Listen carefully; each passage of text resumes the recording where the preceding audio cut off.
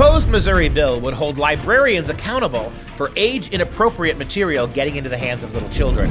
Predictably, librarians are screaming censorship. Sorry, librarians. It's kind of hard to hear you over all those singing drag queens. I'm Dr. Duke, she's Katie, and this is the Dr. Duke Show.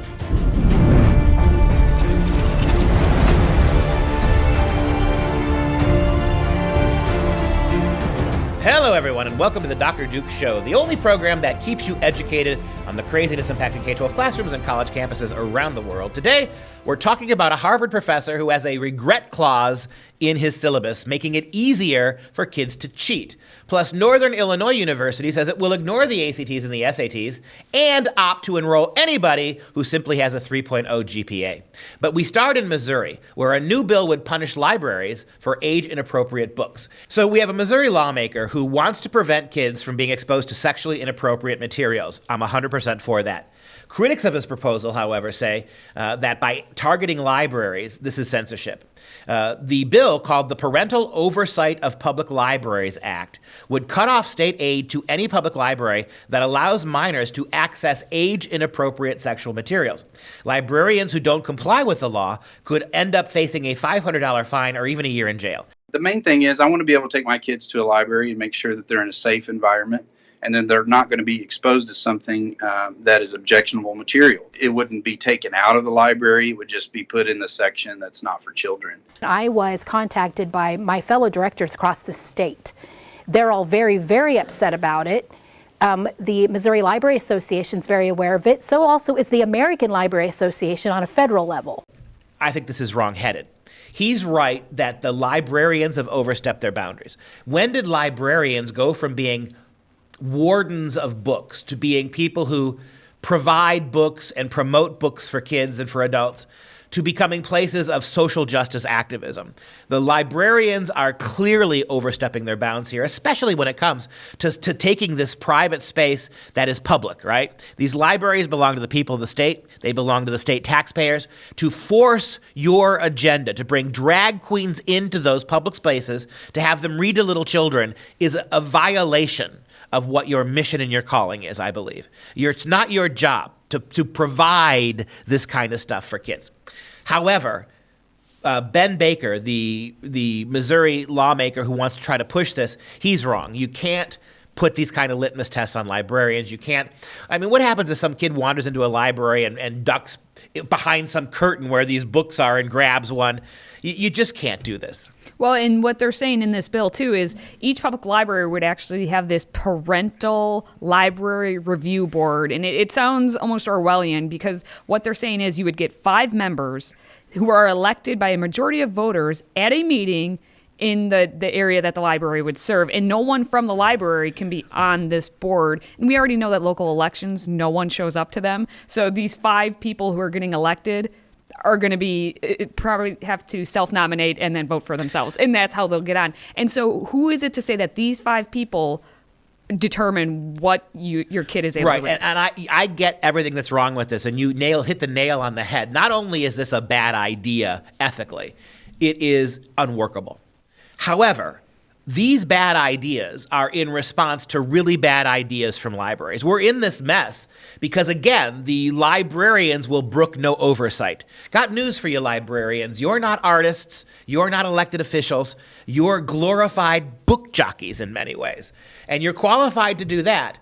But all of this stuff that you don't like coming from the Missouri legislature, you brought it on yourself. Stop overreaching. Stop cutting parents out, like some of the drag queen shows we've seen across the country, where the kids were allowed in, but the parents had to wait outside, were ordered by the librarians to wait outside so the kids could interact with the drag queens. That is way above and beyond what you have the right to do. So if you don't like, and Katie, I think you and I both agree, your mom was a librarian, right? So I'm sure what was her attitude towards this? Well, this is the type of stuff that she's not in circulation, she's in reference. So she does research. This is the type of stuff that irritates her beyond belief, because she didn't go into library science to be a gatekeeper. She wanted to serve the people and give them the research. But the things that the librarians just across the nation are being asked to do now is completely out of the realm of what they are supposed to do. They're not social justice They are completely librarians. unqualified to determine the appropriateness of having adult men in women's clothing talking to 5-year-olds. Yeah, and so they shun against that, but this at the same time, the way librarians, at least my insider information, the way they choose books is based on what is on the top 100 list at the time for the various sections. And that's problematic too, because who decides those lists, right? And what all of this, though, when you really take a look at it, it boils down to parents. It's your responsibility to know what's happening with your children. Are the children just going to be going to the library by themselves and able to check out whatever it is they want? Or are you as a parent making it an experience for them and taking them and helping them to find books that are appropriate for them to be reading? I agree with you 100% that parents need to be more involved with this. But here you are now, and one of the things this lawmaker, Ben Baker, is suggesting is parental oversight. It's a bridge too far, right? So it's not like the conservatives here don't recognize the role that parents are going to have to play. I think a lot of this is you would not have this, Missouri, if you didn't have your librarians overstepping their boundaries, if you didn't have librarians ignoring the public, didn't have librarians adjudicating that their social justice stance is more important parental consent, right, or parental agreement. You work in public libraries that are beholding to the state, which means you do, librarians, have some accountability to the people. The fact that you have rejected all accountability and behaved in a we know better what's better for your kids than you do sort of a way means that you're going to get more of this. Forget Ben Baker and his proposal. It's not going anywhere. I guarantee you that. But if you want to stop these kind of suggestions, librarians, start doing your job and stop putting your noses where they don't belong. You are not social justice advocates for America's children. You're librarians. All right. Well, while these librarians could end up in the clink someday, having many regrets, there are no regrets at Harvard University, at least in the classes of Harvard professor David J. Mullen, who has a regret clause put into his syllabus under his academic honesty policy section. Basically, he's decided to put a regret clause saying that, if you cheat or you do something wrong, if you regret it, you can do takebacks. Instead of no takebacks, you get them. So in this course, all the courses he teaches, he said the course's philosophy on academic honesty is best stated as be reasonable.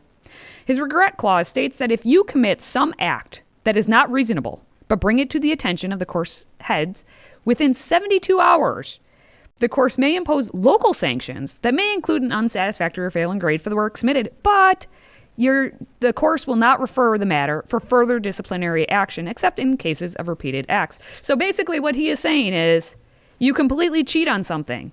You could just go to Wikipedia, copy, paste, turn something in, but then you regret it. Don't worry. No one at the university will know about it. It's just between us. Well, they will know about it in the sense that your grade will be lower all of a sudden, possibly.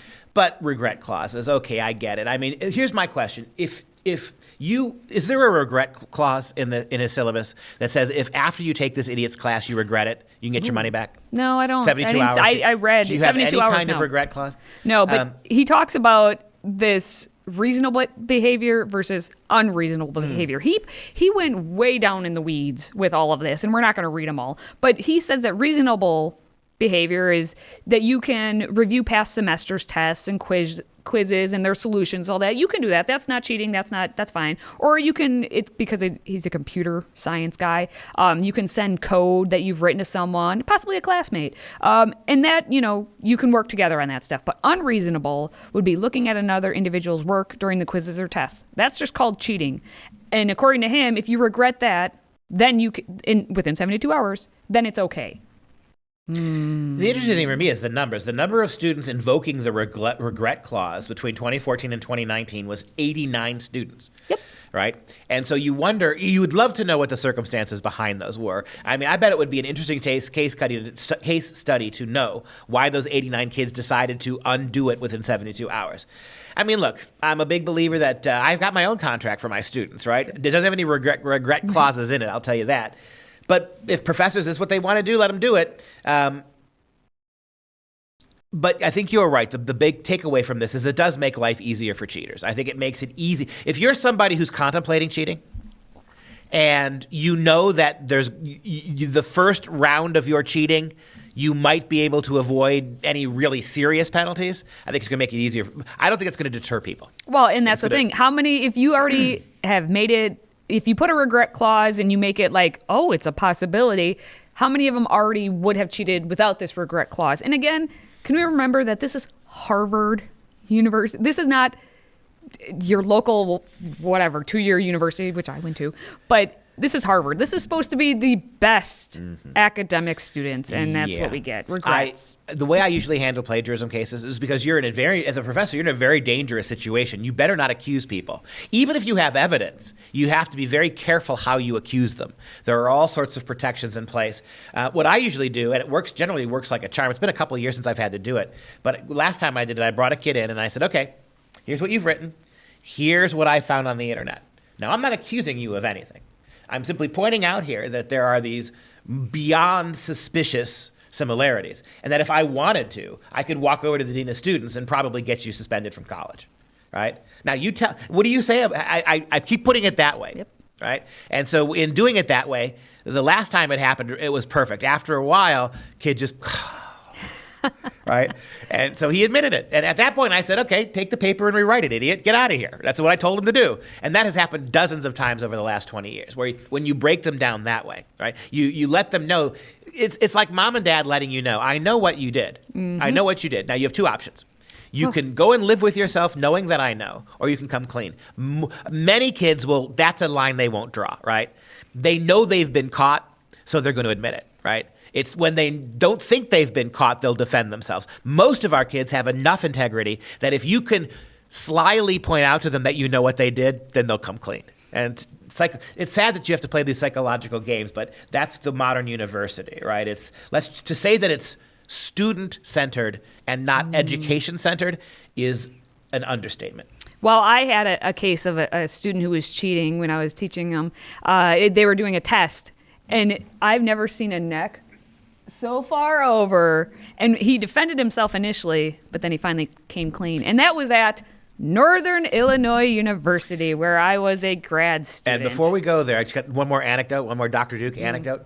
When I was in high school, an all-boys Catholic high school, we had a math professor by the name of Mr. Swank, and he was 6'6", a former Ohio State University offensive lineman, and he wore this super huge Rose Bowl victory ring on his finger. And what he would do is, during math tests, he would lean back in his chair and open a newspaper. But everybody knew except one kid, that there was a hole cut out in the middle of the newspaper. So he was leaning back with the newspaper, and he was even doing this, right? And this one dumb kid in the back row was like, oh, man. And he starts looking over people's papers because he thinks he's not being watched. Well, was that you? Oh. No, it was not me. I just failed math. Oh. So Mr. Swank let this go on for 10 minutes and then called the kid up to the front of the classroom and showed the kid the paper. And the kid had the best blank moment.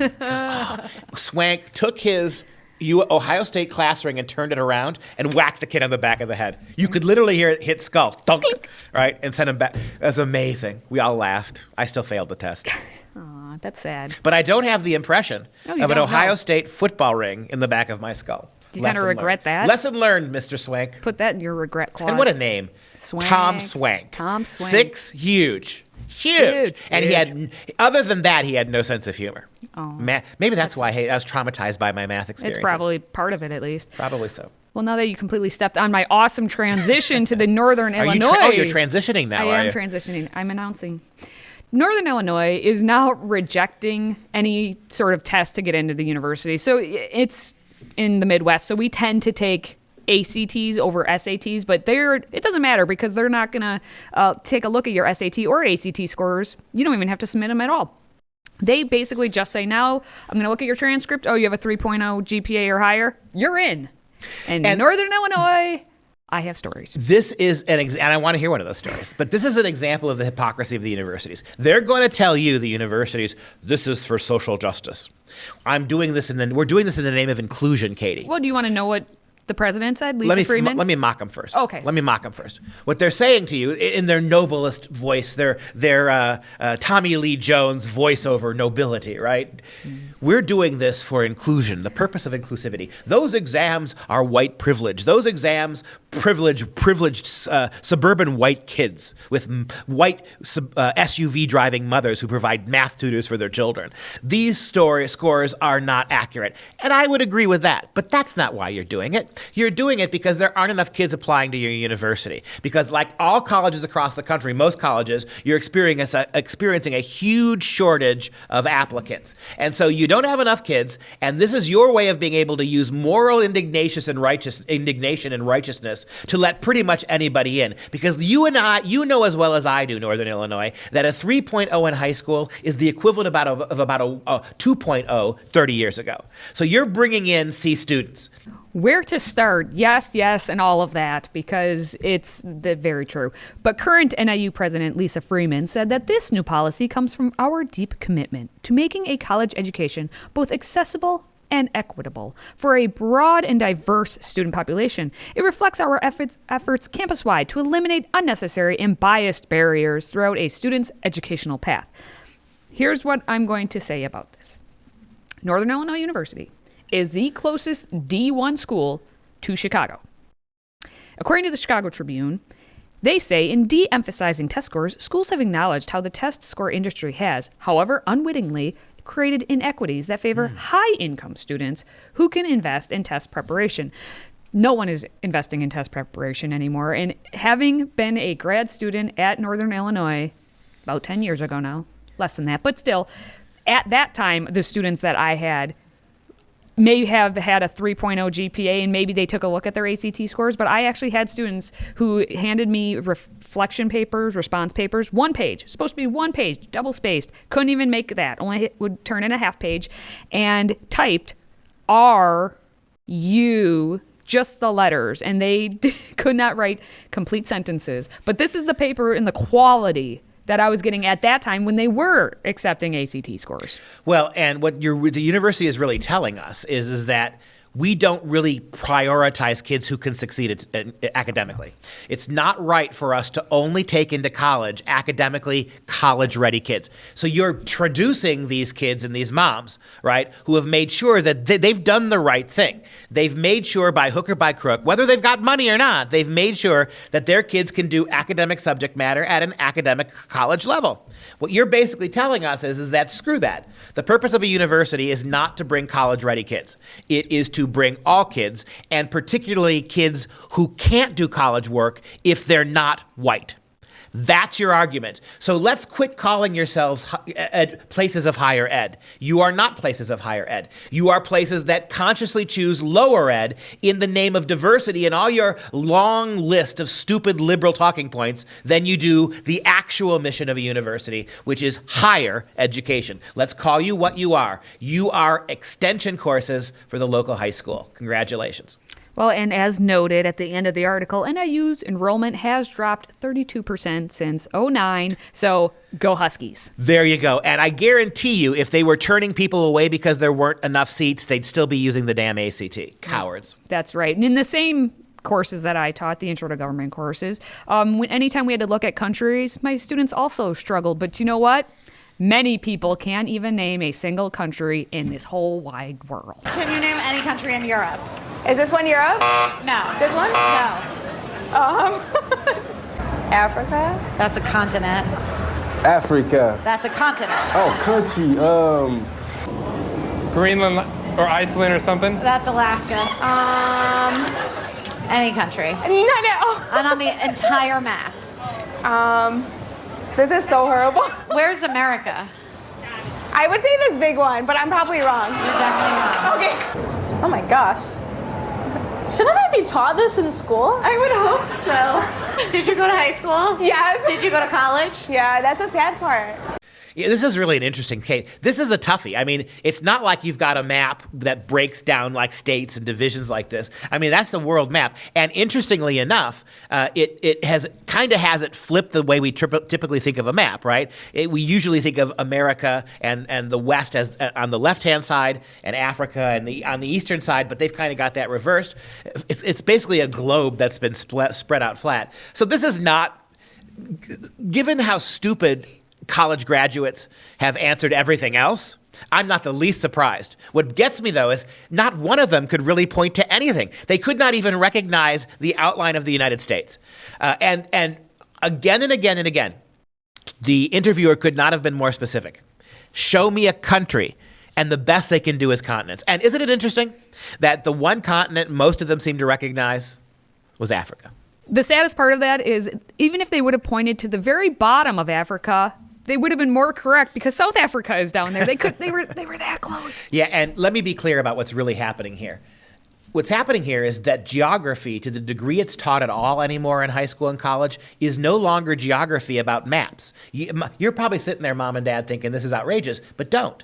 Your kids are not being taught this stuff anymore. When they take geography, either in high school or in college, it's now cultural geography. Of course. It's not about maps and dates and capitals. It's not about contours. It's not about mountains and riverbeds. It's not about the boring old subject matter that was apolitical, right? It's hard to politicize a continent, right? It's hard to politicize topography. So what are your professors not doing anymore? They're not teaching that. They're being social justice geographers, right? They're using geography to teach social justice, not basic literacy. So our kids are geographically illiterate, but they learn in geography class now about diasporas, right? Here's where white people took black people out of Africa and transformed those people away from the geography of Africa and relocated them in America. It's about refugees. It's about storming borders and demanding social justice. That's what geography has become in your public schools and the high schools, and certainly in the colleges. So we shouldn't be surprised that they don't know this. And that's going to wrap it up for this Hump Day Wednesday. If you like this episode, please help us out by sharing the Dr. Duke Show. It's the fastest way for others to stay educated on what we're talking about every single day. And if you're a fan of the show and have a business, consider advertising with us. Visit freedomproject.com/advertise, freedomproject.com/advertise. For Freedom Project, I'm Dr. Duke, she's Katie, and until next time, you stay educated, my friends.